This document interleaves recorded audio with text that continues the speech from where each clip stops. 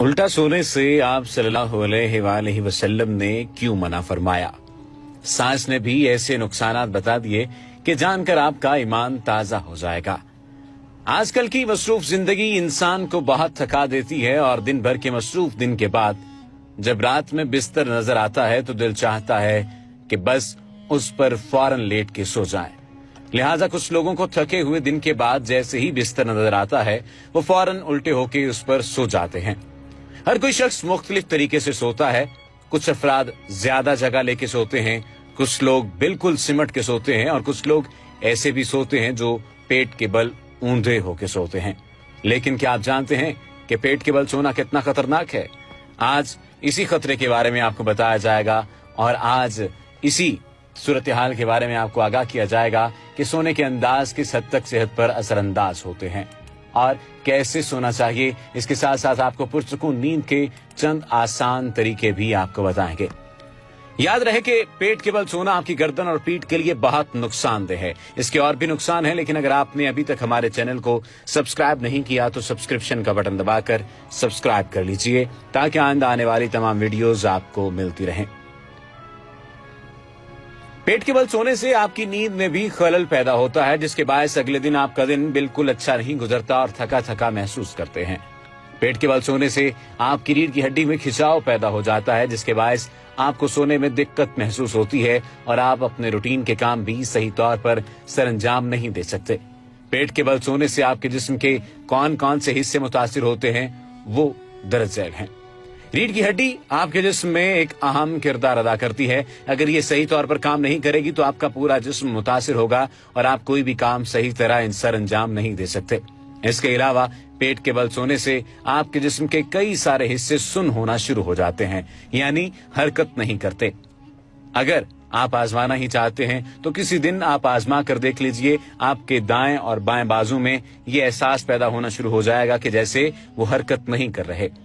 پیٹ کے بل سونے سے گردن بھی متاثر ہوتی ہے۔ مسلسل الٹے یا پیٹ کے بل سونے سے آپ کی گردن میں درد بیٹھ جاتا ہے اور آپ آسانی کے ساتھ گردن کو حرکت نہیں دے سکتے۔ اگر آپ کو پیٹ کے بل سونے کی بہت زیادہ عادت ہے تو آپ اس طرح سوتے ہوئے تکیے کا استعمال بالکل بھی نہ کریں، یا اگر کریں بھی تو بالکل پتلے تکیے کا استعمال کریں تاکہ اس سے آپ کی گردن میں درد نہیں بیٹھے۔ جب آپ صبح سو کے اٹھیں تو اپنے جسم کو اسٹریچ کریں۔ اس عمل کے ساتھ ساتھ آپ کا جسم نارمل ہو جائے گا۔ حضرت حفصہ سے روایت ہے کہ نبی کریم صلی اللہ علیہ وآلہ وسلم جب سونے کا ارادہ فرماتے تو اپنا دایاں ہاتھ اپنے رخسار کے نیچے رکھ لیتے، پھر فرماتے، اے اللہ مجھے اس دن اپنے عذاب سے بچائیے جس روز آپ اپنے بندوں کو اٹھائیں گے۔ حضرت حذیفہ فرماتے ہیں کہ نبی کریم صلی اللہ علیہ وآلہ وسلم جب سوتے تو فرماتے، اے اللہ میں آپ کے نام کے ساتھ زندہ ہوتا ہوں اور آپ کے نام کے ساتھ مرتا ہوں۔ اور جب آپ صلی اللہ علیہ وآلہ وسلم بیدار ہوتے تو فرماتے، الحمدللہ الذی احیانا بعد ما اماتنا والیہ النشور، تمام تعریف اللہ کی ہے جس نے ہمیں مارنے کے بعد زندہ کیا اور اسی کی طرف لوٹ کر واپس جانا ہے۔ یہ تو آپ کو بتایا کہ الٹا سونے سے آپ صلی اللہ علیہ وآلہ وسلم نے کیوں منع فرمایا تھا۔ بعض دفعہ ایسا ہوتا ہے کہ ڈائریکٹلی طور پر آپ کو بتا دیا جاتا ہے کہ آپ ان وجوہات کی بنا پر یہ کام نہ کریں، اور بعض دفعہ صرف آپ کو اشارتاً کہا جاتا ہے کہ یہ کام آپ نہ کریں، صرف اور صرف روکا جاتا ہے، لیکن تمام تر معاملات آپ پر واضح نہیں بیان کیے جاتے۔ اب چونکہ سائنس نے یہ بات ثابت کر دی ہے کہ الٹا ہونے سے آپ کے جسم کو یہ نقصانات ہو سکتے ہیں، ان نقصانات کا سامنا آپ کو کرنا پڑ سکتا ہے، اس وجہ سے یہ بات تو قابل غور ہو گئی ہے، یہ بات تو قابل غور طریقے سے سمجھی جا سکتی ہے کہ وجوہات صرف اور صرف یہی ہیں کہ آپ صلی اللہ علیہ وآلہ وسلم نے یہ چاہا کہ ان کی امت کسی بھی طور پر کسی بھی نقصان سے بچ جائے، حتیٰ کہ سونے کے متعلق بھی بتا دیا کہ سونا بھی اس انداز میں سونا ہے۔ ایک اور سوال پوچھا گیا ہے کہ کیا فجر کے بعد سونے کے بارے میں کوئی حکم ہے، یا فجر یا عصر کے بعد سونے کے حکم کے بارے میں بتائیے۔ تو فجر کے بعد سونے کی ممانعت کے بارے میں کوئی خاص طور پر عمل ایسا سامنے نہیں آیا، اس لیے یہ عمل اصل پر قائم رہے گا اور وہ ہے اباحت، یعنی فجر کے بعد سونے میں کوئی حرج نہیں ہے۔ لیکن نبی کریم صلی اللہ علیہ وآلہ وسلم اور صحابہ کرام کا طریقہ کار یہ تھا کہ جب فجر کی نماز پڑھ لیتے تو سورج طلوع ہونے تک اپنی نماز کی جگہ ہی بیٹھے رہتے، جیسا کہ صحیح مسلم میں موجود ہے کہ سماک بن حرب سے مروی ہے کہ میں نے جابر بن سمرہ سے کہا क्या तुम रसूलुल्लाह सल्लल्लाहु अलैहि वसल्लम के साथ बैठा करते थे? उन्होंने कहा, हाँ, बहुत ज्यादा। आप फजर की नमाज जिस जगह पढ़ते थे उसी जगह सूरज तुलू होने तक बैठे रहते। चुनाचे जब सूरज तुलू हो जाता तो खड़े हो जाते। आपके साथ ही बातें करते करते जाहिलियत की जमाने की बातें भी करते तो सहाबा किराम सुनकर हंसते और आप सिर्फ मुस्कुरा देते। ऐसे ही आप सल्लल्लाहु अलैहि वसल्लम ने अल्लाह ताला से दुआ मांगी थी कि मेरी उम्मत के लिए सुबह के वक्त में बरकत डाल दे, जैसा कि सखरुल गामदी रजी अल्लाह तआला अन्हु की हदीस में है कि आप सल्लल्लाहु अलैहि वसल्लम ने फरमाया, या अल्लाह मेरी उम्मत के लिए सुबह के वक्त में बरकत डाल दे। रावी कहते हैं कि जब कभी आप सल्लल्लाहु अलैहि वसल्लम ने छोटा बड़ा लश्कर अरसाल करना होता तो सुबह के वक्त ही भेजते, और सकर ताज सहाबी थे, आप अपने तजारती काफिले को सुबह के वक्त भेजा करते थे तो आपको खूब माल दौलत नसीब होता। यानी रिस्क में बरकत के लिए सुबह का जागना बहुत जरूरी है। सोने के अंदाज इंसानी जिस्म पर बहुत ज्यादा गहरा असर रखते हैं। एक भरपूर और पुरसुकून नींद इंसानी सेहत के लिए निहायत फायदेमंद साबित होती है। दिन भर की थकन के बाद रात कम से कम 8 से 10 घंटे की नींद लेना इंतहाई जरूरी होता है।